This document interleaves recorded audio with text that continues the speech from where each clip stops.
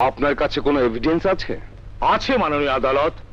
ঘটনার দিন আমার মক্কেল দেশের বাইরে ছিল। আদালতের কাছে প্রমাণাদির জন্য আসামির পাসপোর্ট, বিমানের টিকিট ও ভিসা মাননীয় আদালতের কাছে পেশ করছি।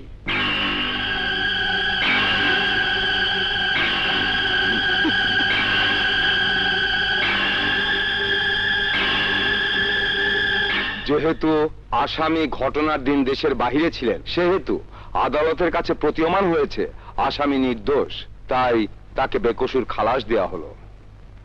আরে দুলাভাই, আপনার লগে পারে এমন উকিল আছে? আমার কাছে দেন। হযরত আলী, জি। সব টাকা গুনে দেখেছো? হ্যাঁ দুলাভাই। এই সপ্তাহে কত আসলো? দুলাভাই 3 লাখ টাকার উপরে আছে। জলদি রেডি হও, বাড়ি যেতে হবে।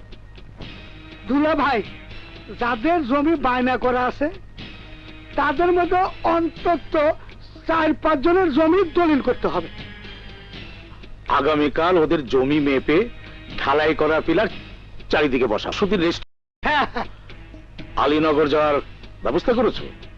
দুলাভাই, জয়নাল মাঝিকে খবর দিয়েছে। বাবা, তুমি শুক্রবার হলেই উকিল সাহেবকে পার করার জন্য বসে থাকো কেন? সাদেক উকিল নদীর পারের সব সম্পত্তি কিনা ফেলাইছে, সামান্য কিছু বাকি। তাতে আমাদের কি? আমারই প্রতি সপ্তাহে 500 করে টাকা দেয়। সেই টাকা দিয়েই তো তরে আর তোর বউরে লেখাপড়া শিখাই। বাবা মামুন ওই যে আয়সা পড়ছে।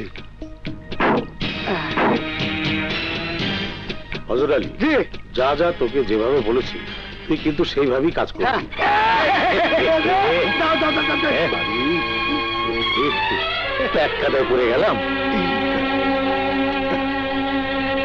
আমি স্যার। জুতার কি হইব? আমার পিছু পা রাখেন। দুলাভাই, ওর পিঠের মধ্যে পা উঠান।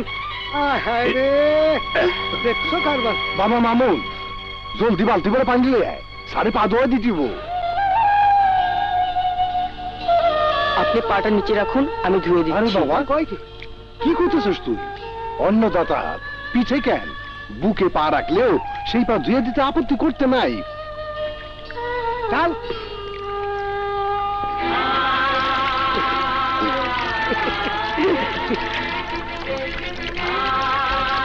আর সাবান নাই, খালি বলতো চাপ দিয়ে।